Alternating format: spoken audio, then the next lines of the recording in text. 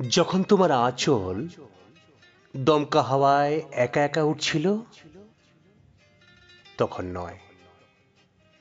বিকেলের পড়ন্ত রোদে বিন্দু বিন্দু ঘাম তোমার মুখে যখন মুক্তোর মতো জ্বলছিল, তখন নয়। কি একটা কথায় আকাশ উদ্ভাসিত করে তুমি যখন হাসলে, তখনও নয়।